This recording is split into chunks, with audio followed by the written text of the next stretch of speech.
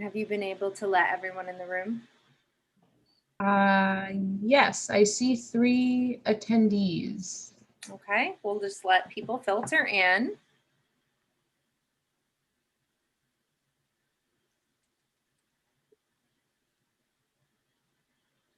Good evening, everyone. Thank you for joining us. We will get started with our virtual parlor chat in just a minute.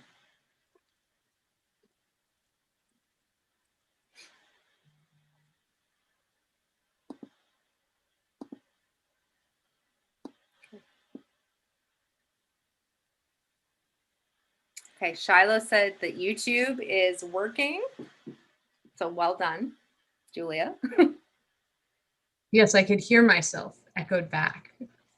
Ooh, so that is something you may want to mute it if you haven't. Yes, I have muted that tab. Great. Okay.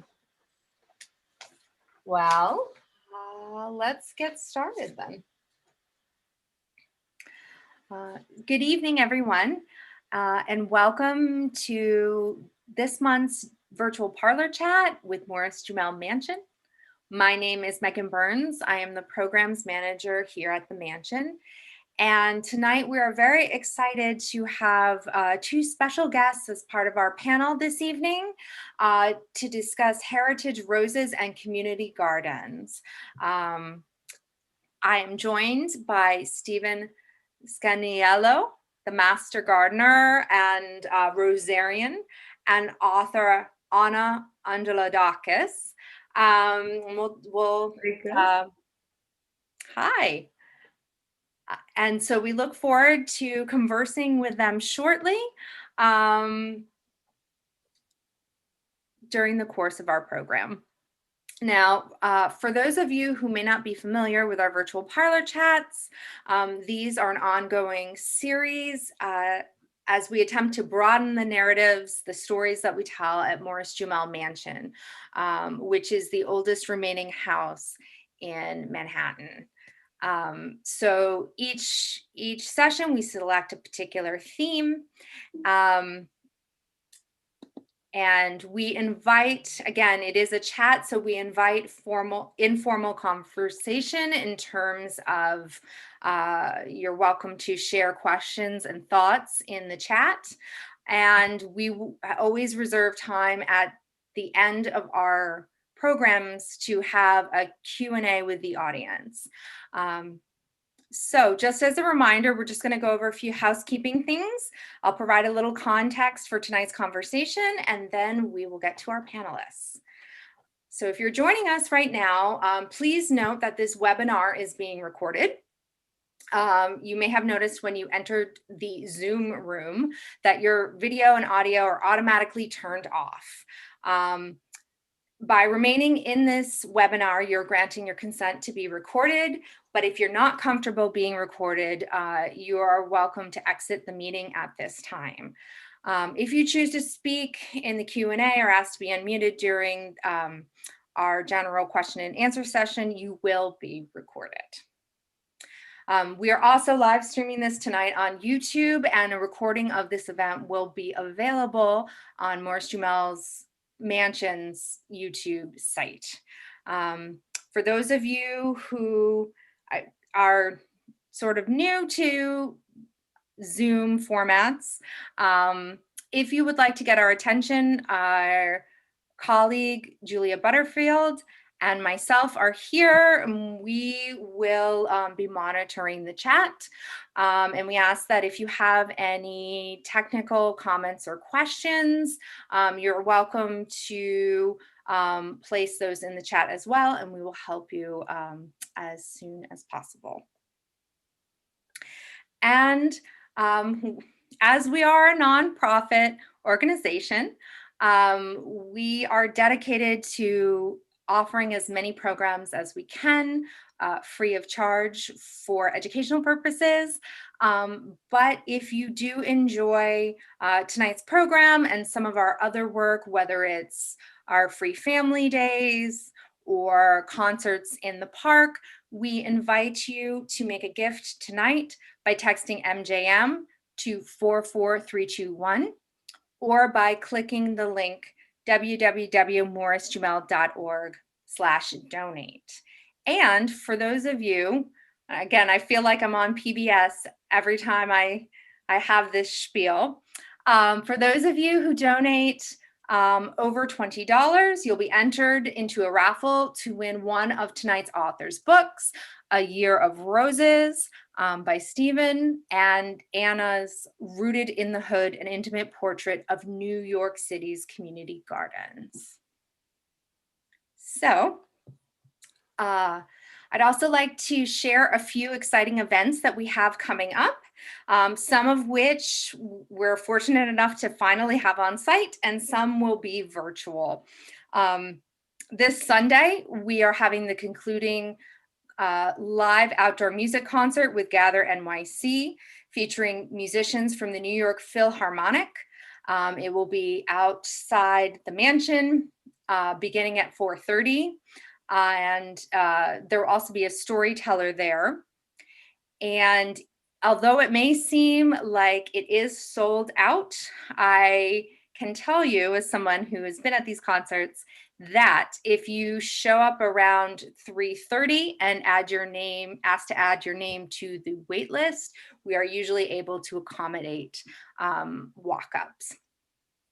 We also, in a few weeks' time, on July 10th and 11th, we will be celebrating our annual Washington dinner weekend to commemorate the 1790 dinner that President Washington and future members of his cabinet had on site. We are able to have it on site this year, and because July is usually toasty in New York, we are going to feature ice cream, both ice cream making for Family Day and an ice cream social on that Sunday. So stay tuned.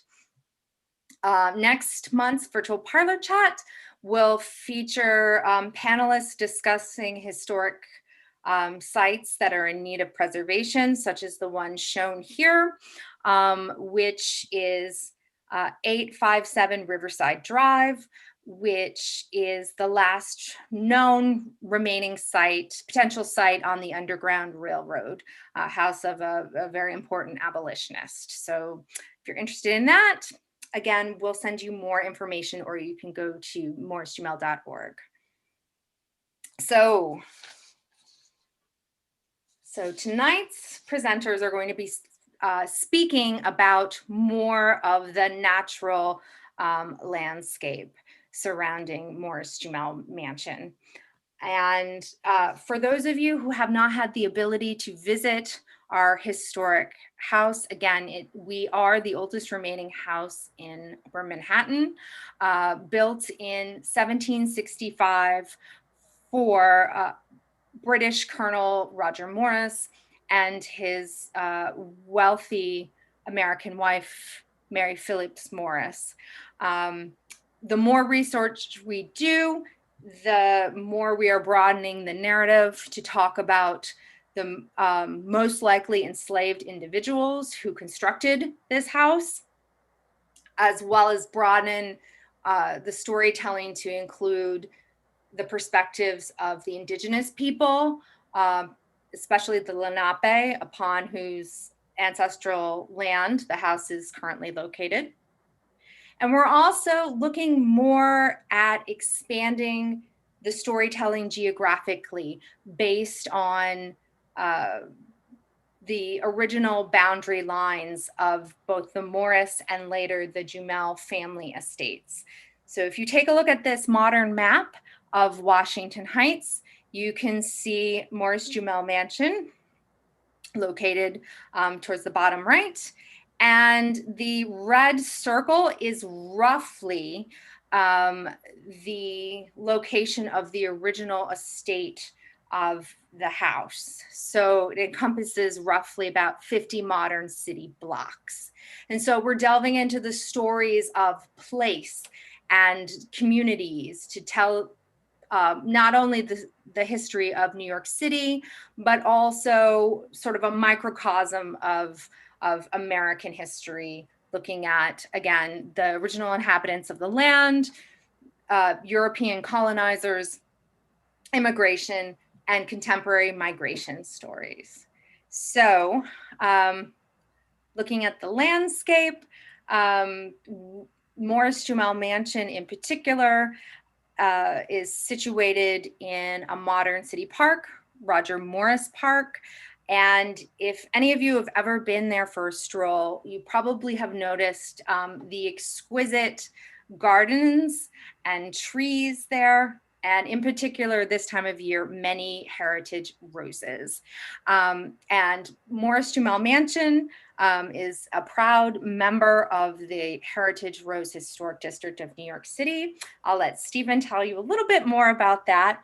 But some of its former residents, including Eliza Jumel, Aaron Burr, and others, have a connection to the heritage roses that are on site today.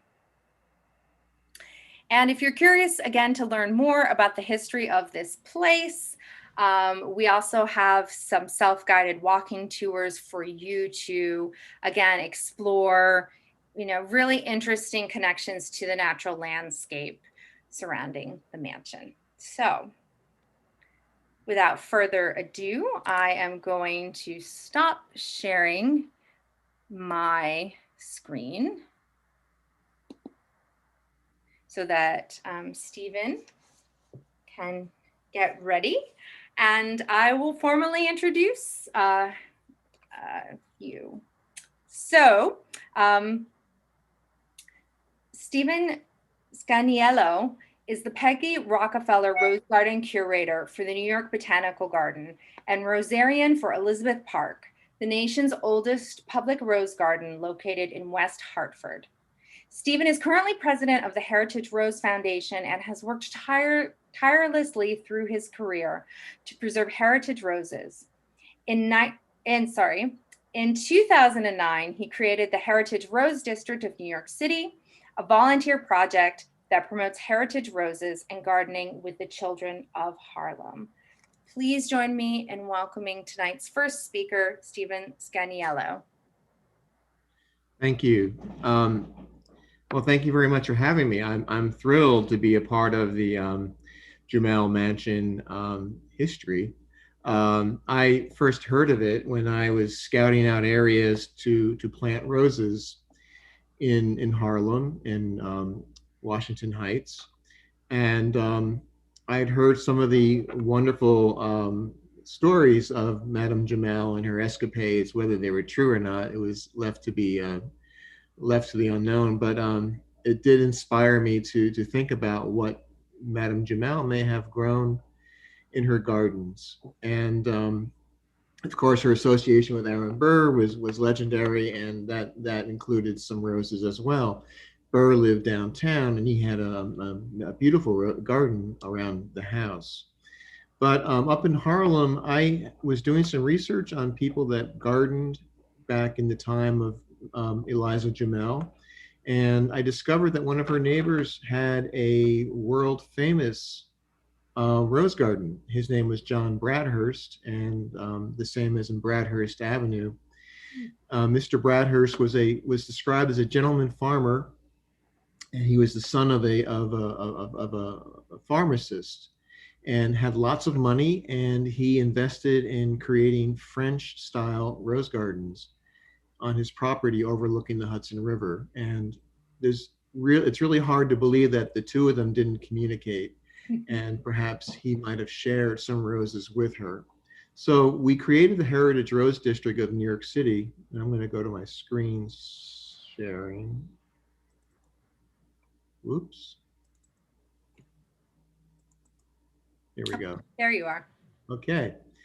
Again, I had sort of the same map that Megan showed, and the red marking is where Jumel Mansion is in relation to this whole area in Upper Manhattan became known as the Heritage Rose District of New York City because we were planting heritage roses that were, in some cases, directly linked to the properties that were once there. And the only property left that may have grown heritage roses when they were new roses is the Jumel Mansion. So we were really pleased to be able to include them in our 2009 beginning of the Heritage Rose District. And I'll never forget that day. It was about to rain every minute, it seemed. The sky finally opened up when we had finished. But I had amassed everybody donated roses for this project. I had over 300 rose plants, and I really didn't know where I was going to throw them. And I got to the point that I just started throwing them to people's gardens and said, here, plant this, plant this. And I ended up giving quite a few to the Jumel Mansion. And we had a wonderful army of gardeners. Let's see, how does this work? How do I advance?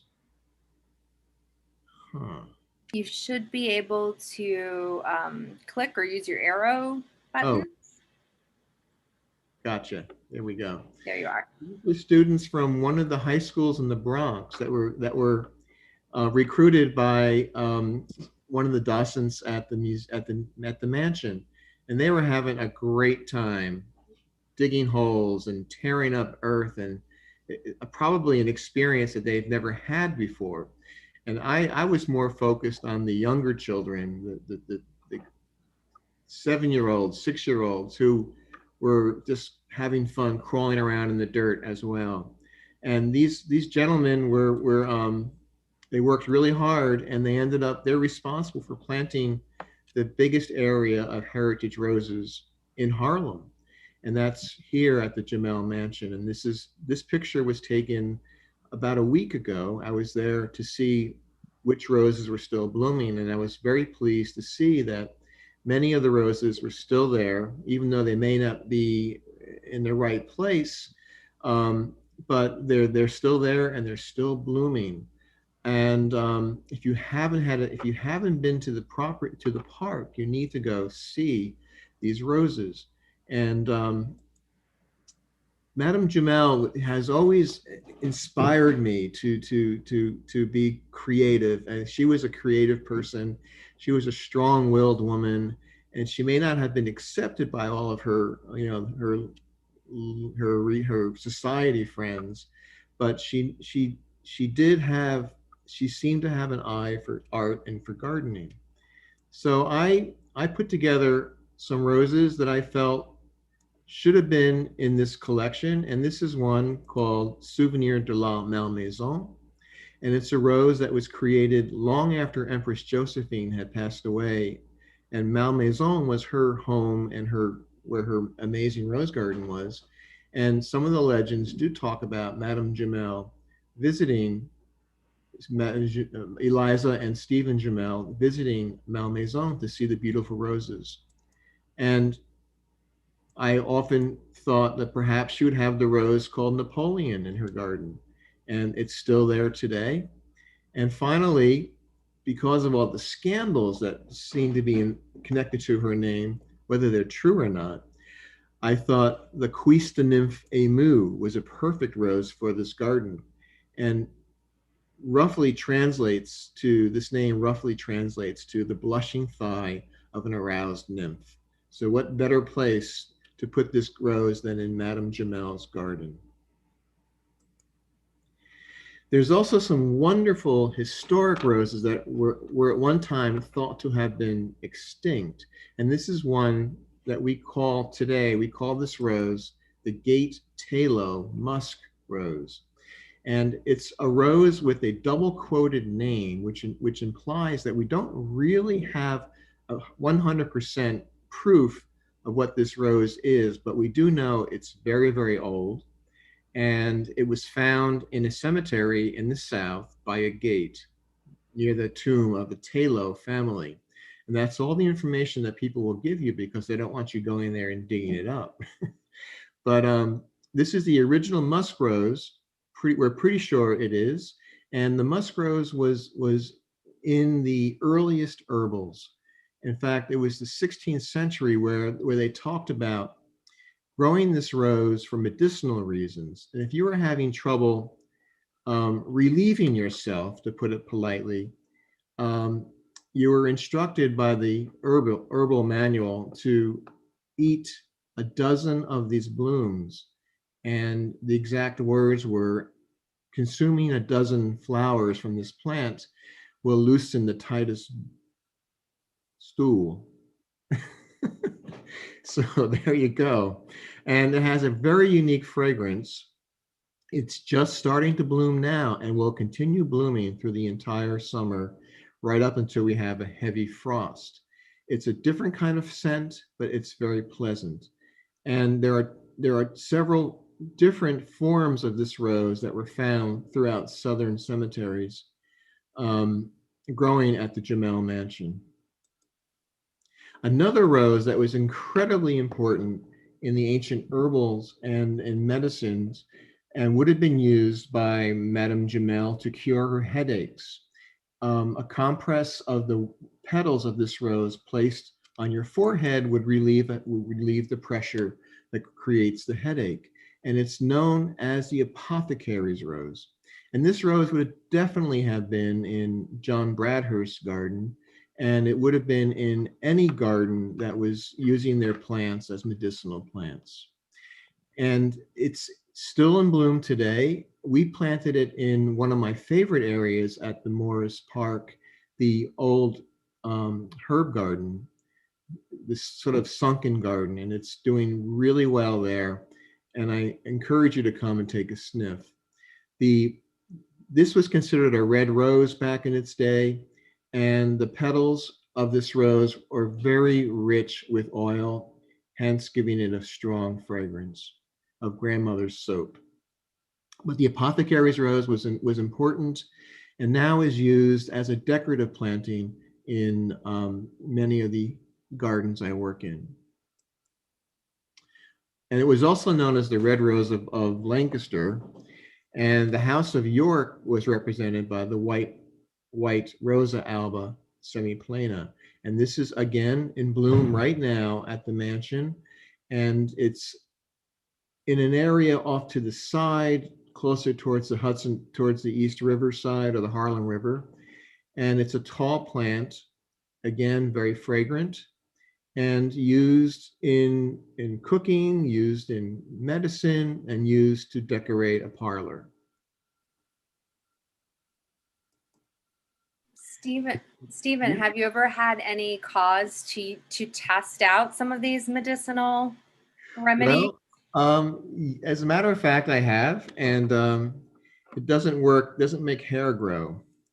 That was one of the recipes, which did not work for me at all. And but they're very spicy. And of course, I don't spray my roses. I don't spray these roses, and I find the petals to be really a delightful addition to a salad. But I don't want to encourage anybody to come in and start foraging our roses at Morris-Jumel. Fair. I'll keep an eye on them. Okay. Site. But so it's hard to there isn't any written documents about what she grew, but one can pretty much assume that if she was living next to one of the most famous rose gardens of Harlem, she would have worked pretty hard to have her own collection. And this is a rose that was very popular in the early 1840s. It was the first American climbing rose, and it's called Baltimore Belle. And I've always wondered who Baltimore Belle was, because they that's such a great name. And many people claim that it was Betsy Bonaparte, or born Betsy Patterson of Baltimore. She fell in love. She had the bad luck of falling in love and marrying Jerome Bonaparte, who his brother Napoleon forbid this wedding and told Jerome to not bring that American woman to Paris. Well, he did anyway, and they parted ways in Portugal, where he was allowed to go on to land, but she wasn't. She would have been arrested, and she was very pregnant. And she ended up having her baby in England, and then she was sent back to America.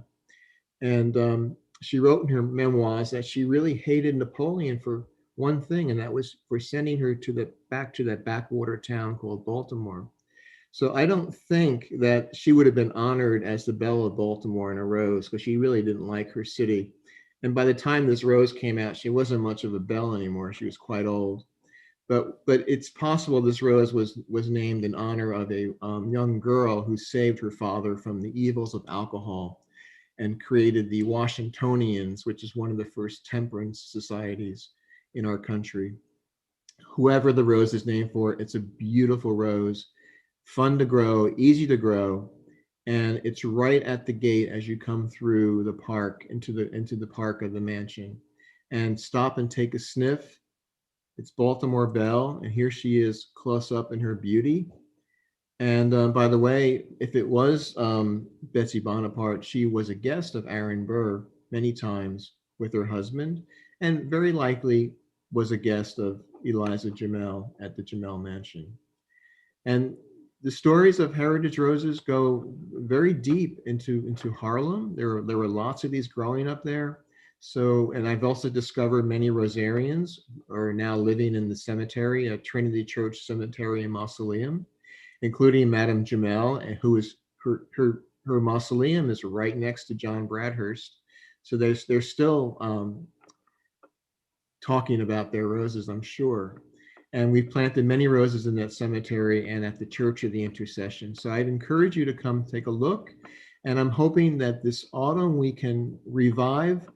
The pandemic put a damper on the project, but I'm gathering donations of roses again, which we will happily share with community gardens. And I'm also going to try to make some sense of the plantings of the roses at Jumel. So get some of the climbers out of the area where there's no climbing, and put in some more historic French roses for a beautiful property. And it's such a great place to have in our city. And I encourage you to come up and see the heritage roses.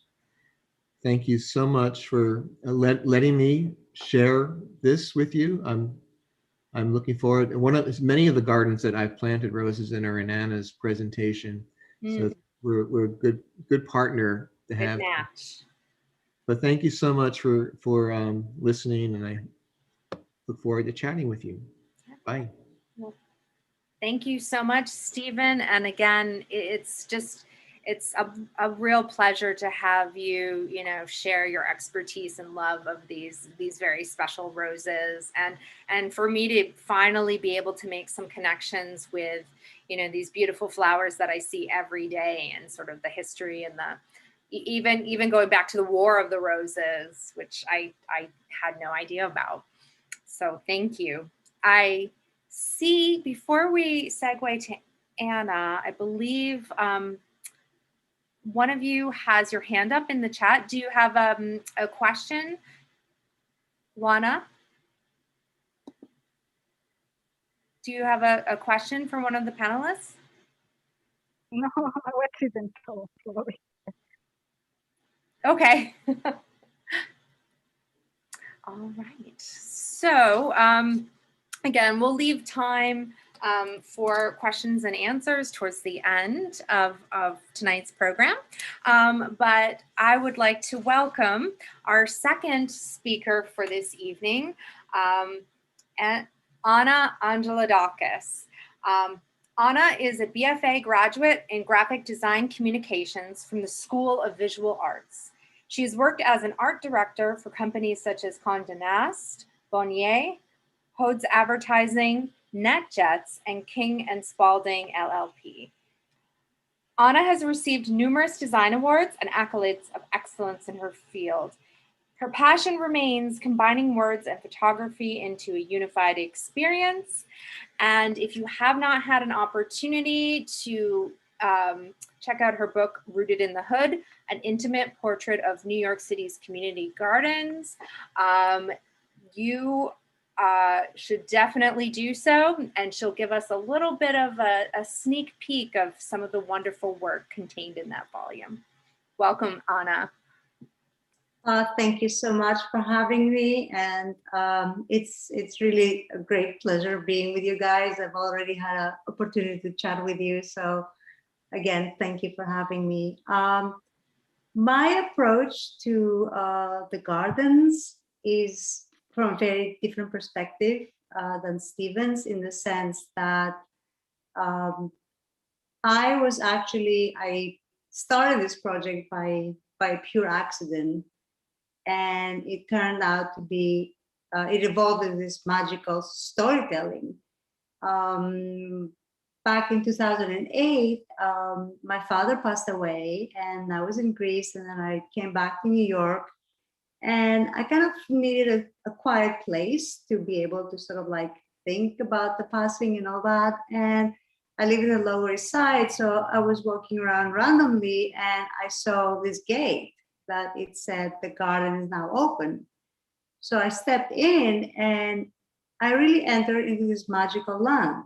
I mean, there were beautiful roses and willow trees, and there were like little fountains, and I was like, where am I? It was this world that I had never seen or discovered before, although I lived in the neighborhood. And then after that, I started seeing that every other block, particularly near Alphabet City, was another small garden. So I started visiting the gardens and taking photographs just because I love taking photographs, with absolutely no sense that I wanted to write a book or anything like that. So what drew me is it was not only how uniquely, like, that each garden had its own personality, but it was also the people that I met there, and the relationships that started to happen, and the stories that they start sharing with me. So going back to my own friends, everybody was like, my God, this is so interesting. How, like, who would have known? I mean, right now in New York City, there are about like 500 community gardens just in Manhattan.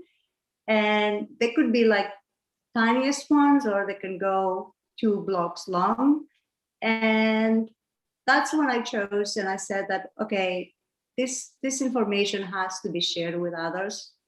And maybe by sharing this information, because all of these gardens are in need of financial support, because obviously they're run by the communities and the neighborhoods. So my hope and goal was that maybe if people learn more about the gardens, maybe they could actually contribute or participate, or, you know, keep the spirit going.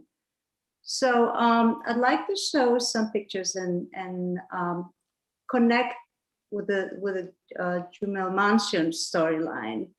So I'm going to share my screen, and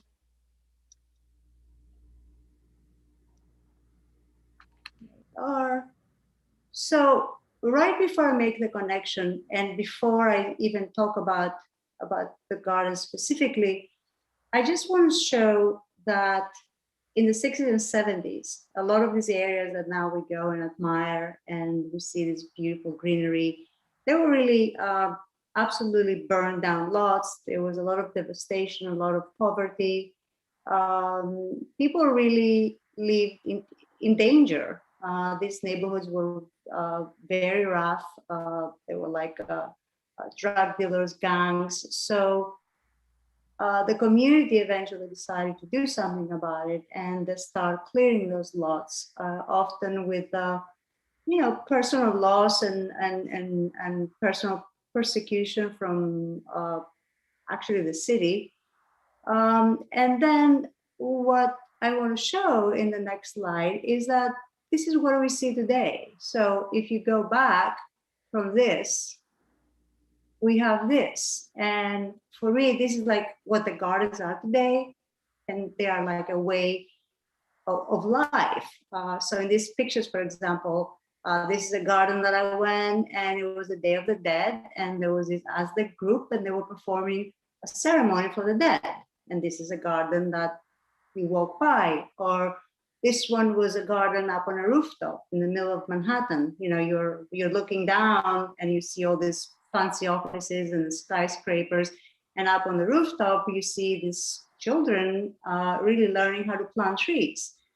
Or you go to another garden and you find these extraordinary sculptures that they were made by this African-American wood carver and in the memory of his wife.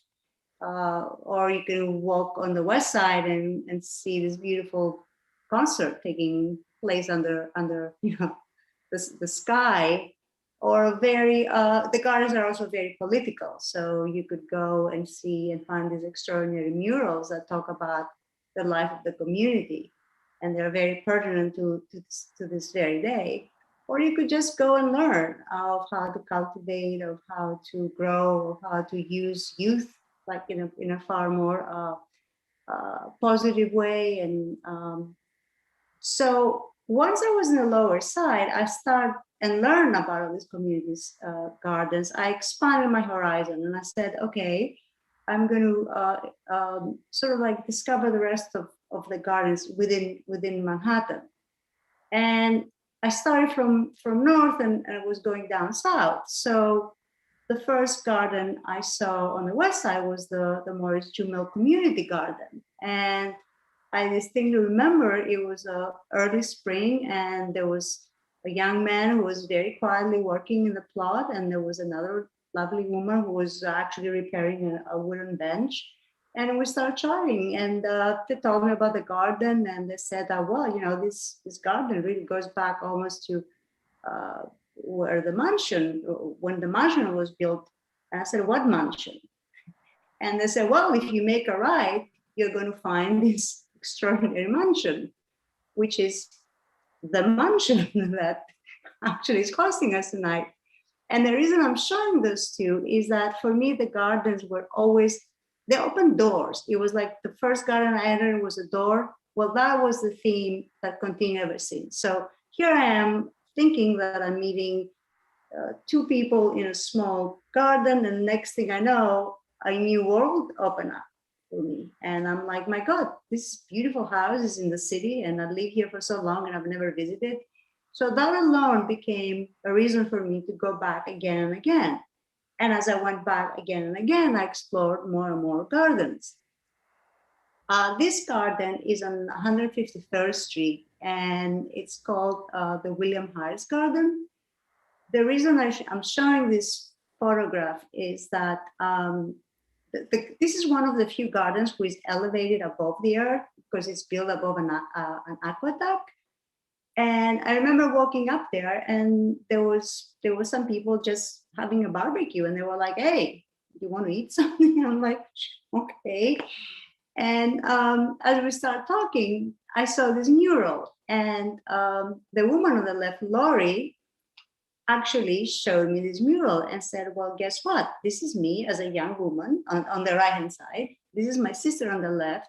And this is my father, William Heiress, who is the one who actually helped create this small garden. And William Heiress was just, he was born in, he was a native Virginian and then came to New York, served in the army, worked in the sanitation department for 35 years. And then when he retired, he saw this lot. It was all filled with garbage, needles, the same thing, that same story we hear in all the gardens. So he gathered around him all the young kids in the neighborhood and started clearing it up. So for me, it was so beautiful that here they are all depicted in this small mural. Another garden, which is truly it's like a legend in itself. It's the Convent Garden. It takes the name from a church that was right next to the garden, and then it was burned down. Eventually, there was a gas station in that particular corner, which got demolished, and then again, the local community started, in essence, clearing up the land. Originally, the sort of like founder of the garden was Laura Robinson. She was an activist, and then once she grew older, Julia Miami Davis took sort of like in charge of the garden. The reason I'm saying all this is it's the storyline behind these people. Now, Julia is the prima donna of the garden. She's the queen of the garden. She is like a force to reckon with, not to mention that the garden is absolutely extraordinary. And what I learned from her was, in essence, that gardens have temperament and people have temperament. And my interaction with her would be, can I take a photograph of you? No, because I'm eating right now. Okay, I won't. Hey, why aren't you taking a photograph of me? Okay, I'll take a photograph of you. So once you kind of like let Julia do her show, she actually has offered so much for the community, as she's there like from morning to night. If she cannot be in the garden watching, she has her grandchildren and her great grandchildren. She's there at Christmas time. She blessed the neighborhood with Christmas carols, and she lights up the garden. So it's really an extraordinary place to visit, not to mention the variety of roses and of every kind of other imaginable plant you can have. This is another garden which belongs in the Heritage Rose community. Let's say it's Maggie's garden. It's a very peaceful, quiet place. The reason I'm showing this is, again, you could see the color of the people, the flavor of the people. Frank White Memorial Garden is truly a place to visit. It's on 143rd Street. Again, not only for the plants and the beauty of the place, but this place is like brilliant in color. Like there is not 1 inch in this garden that has not been painted, as you can see from here. Like every single tile has a color. There's a beautiful screen. The garden is run by the Brotherhood of Sister Soul. They do a lot of educational programs. They have their own performances. What I found very amazing about this garden was that when I first visited, there was a cluster of older people sitting outside. They're the elders of the community. And the first few times they were observing me. They weren't saying anything, but I knew that they were very aware of what I was, why was I there, or what really did I want to be there. Well, eventually, after a few times that I went back again and again, they start telling me that in essence, they're the watchdogs of the neighborhood. And back in time, when the neighborhood was really bad, they could see, let's say, little Christopher doing something, and they would say, you know, something, your mother is going to know about this. Or I saw you and you didn't show up to school, you were playing out with your friends. So this kind of tradition remains to this day. And if it's summertime, it's almost like it's like an outdoor living room. The neighborhood brings the chairs and they sit next to each other and they share stories. What is so extraordinary about this garden, it's named after this local resident, Frank White. He was, there was a celebration, a block party, and 2 different gangs of young people had, you know, drew guns, and there was a kid in the middle of the fighting, and Mr. White just stepped in, and in essence, he was shot, and the child was saved. So again, so much stories, and unless if you know and speak and understand, it's not just a garden. None of these gardens are just a garden. They have stories behind it because they're built from the community. Okay, this is Hope Stevens Community Garden. This is, if you ever have a chance to visit it, please do, because the murals are absolutely stunning. They were created by this famous muralist from the 60s, Eva Cockcroft, and that's her only surviving mural, which is inspired by Serra's A Sunday Afternoon in the Park, except in this case, it's a Sunday afternoon in Harlem. And it's a masterpiece. There's another section of the mural that you can see now. The detail and the color is extraordinary. The day I was there photographing, there was a group of people, and you know, someone was crying. So I kind of like said, "What's going on?" And this young girl was hit by a car right around the garden. So the community had gathered together and they planted an apple tree in her memory. And that was that was sort of like a small memorial for her. So again, a story within a story within a story, all in little corners somewhere in the middle of Harlem. I mean, that's extraordinary. So the magic goes on, and I won't tire you. I mean, there are gardens that on the outside they look absolutely foreboding, and then you walk in there and you think that you enter like a fairyland. Same thing with Joseph Daniel Wilson Garden, another memorial garden. This man was from Ghana. He came in this area. It was absolutely horrific, the situation. He loved plants. He was a gardener. He mobilized the youth. And then now it's like a big, they have chickens, they have cats, they have plants, they have chicken, they have bees. I mean, it's like an ecosystem.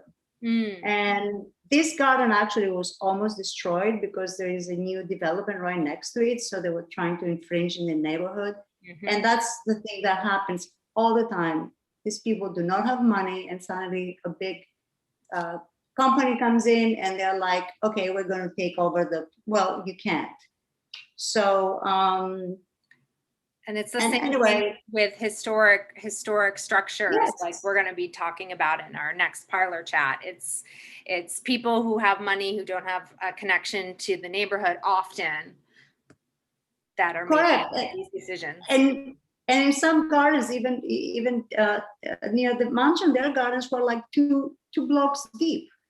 And developers say, "What? You're planting vegetables? I mean, I can have a condominium here. I can make a fortune." So that's why I keep saying that what we admire today may not be there tomorrow, particularly with the way that New York is moving. Absolutely. Again, I'm just going.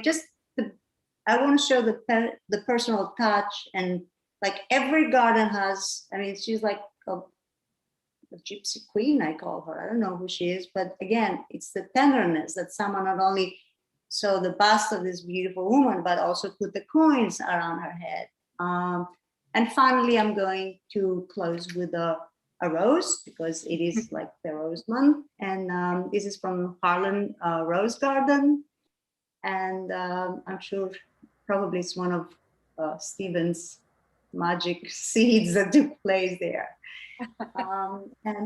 And with that, I finished my presentation. Oh, well, thank you so much, Anna. And I love, I was jotting down notes as you were speaking that, gardens are really a gateway, that they open doors to other new experiences. And it also seems to be that, gardens are a way to connect with other people often. The stories that you shared just briefly with some of these are just so poignant, and they also kind of encapsulate sort of like the living vitality of New York City and its residents, from Ghana, from, places all over the world, and, also connections with, watching over the neighborhood. It's a very powerful, poignant way to connect. So Stephen, have you been to any of those gardens? Yeah, as a matter of fact, it's one of my roses in the last picture. Is it? What kind of? That was right.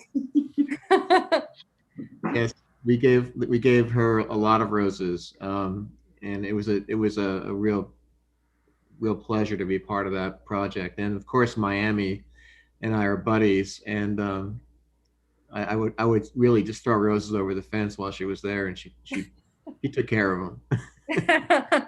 Well, and I also love what you were saying, Anna, about I believe it was the same woman who was saying that gardens have temperaments, just like people have temperaments, which I thought was really, really interesting. Would you agree, Stephen, that is? Absolutely, especially with roses, very prickly plants. You get some prickly owners, and we actually had to pull some people. We were doing a presentation at the Church of the Intercession, and I was warned not to have these two gardeners in the same space at the same time. They didn't agree of the philosophy of each other's garden. Oh dear. One was just across the street from Miami, and the other was Miami. No, that's there you have it.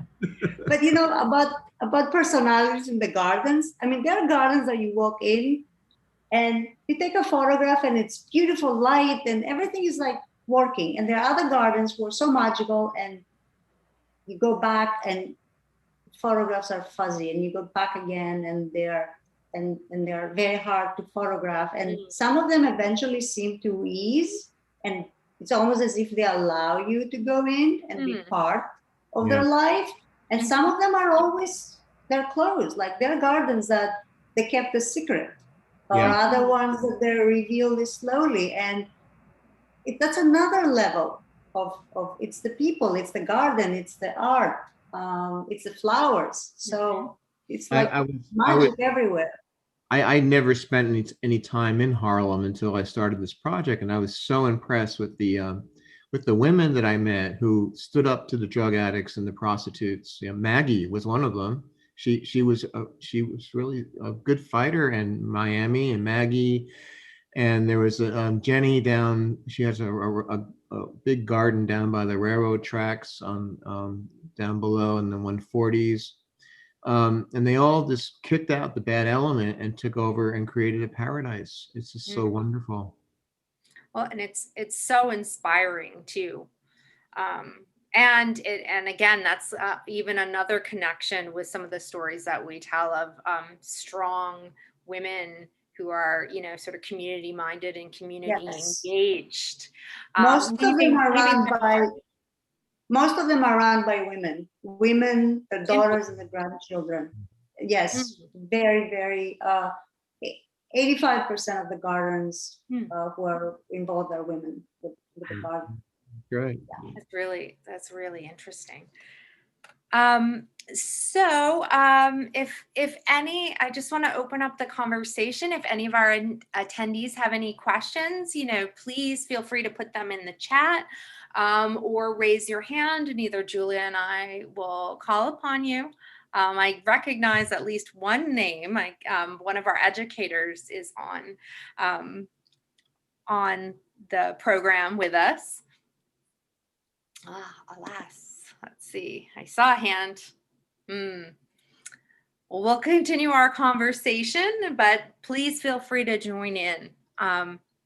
So one of the things that I'm curious to ask both of you is, you know, we are coming out of this very unique time in history, and particularly the life of New York City with the pandemic.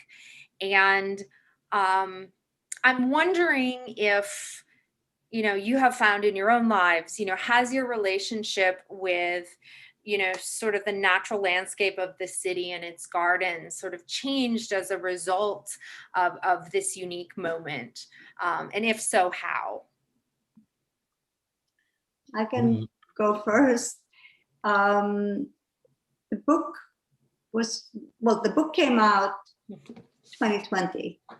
The idea was that it was going to be the launching of the book in this beautiful garden. We were going to have music, celebrate, talk about the book, and then COVID comes and it's a lockdown. Yeah. And everybody's thinking, oh my God, in essence, this book is dead. Like, it's not going anywhere if the places are. But then another magical thing happened. Because of COVID, people felt more and more the need to communicate with nature. They couldn't go there, but through the gardens, they felt that there was a connection. So by word of mouth, the book started to go around that, oh, there is people found solace in just the photographs or the little stories in there. And what really touched people was the fact that it's a story about building something from nothing, that they talk about adversity. So here we were with COVID, we didn't know what was going on, what was happening, what was this new pandemic? And then you had these stories that, look, it's okay. We also faced something very difficult. Situations were very adverse, but we came back and we created beauty. So there was a very positive message coming out of this. And for me, it was actually something very beautiful that there was COVID, and yet I learned again that people can see things in so many different ways. So that was a very positive experience for me to see that there is this desire to connect with nature, even if we cannot be in nature.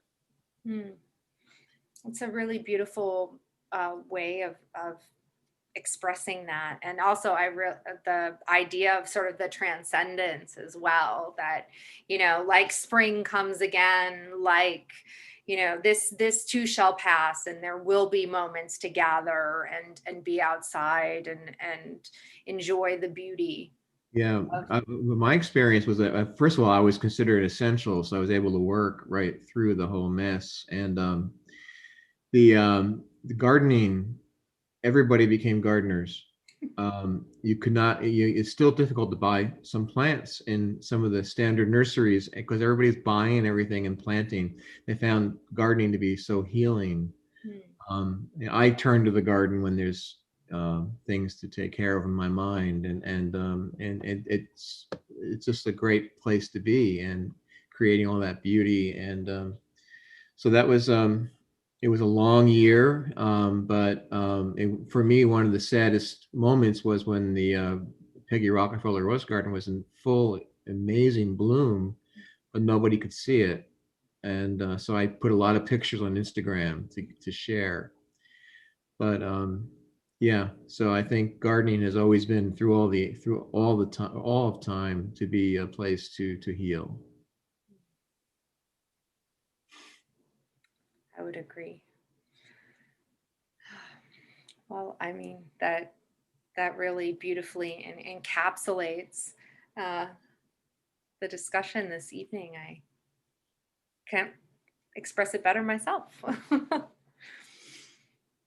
So I don't think, we do have one comment here from Daniela, our educator, who said, "This was so wonderful. Thanks so much for this presentation. Although I unfortunately had to miss the first half, I look forward to watching on YouTube in its entirety." And in fact, Daniela and another one of our educators, Catherine, were the ones who originally informed some of the rest of us about the Heritage Rose District and you know, some of that deep history. And so I'm really glad that Daniela could be with us this evening.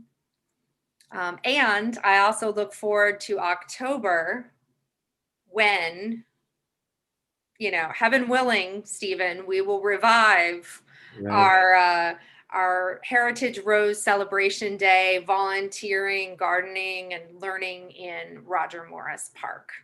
So I want to thank both of you, Anna and Stephen, for sharing your passion, your enthusiasm, and your deep knowledge of gardens and the natural landscape and the stories that they tell us. I'd also would like to thank all of the participants who joined us this evening, and a special thank you to my colleague Julia for overseeing all of the technical details. We've really enjoyed this conversation with you. And again, we hope you have a wonderful evening, and to see you either on site or online at our next Morris-Jumel Mansion event. Thank you so much. Good night. Have a wonderful evening. Thank you. Bye-bye.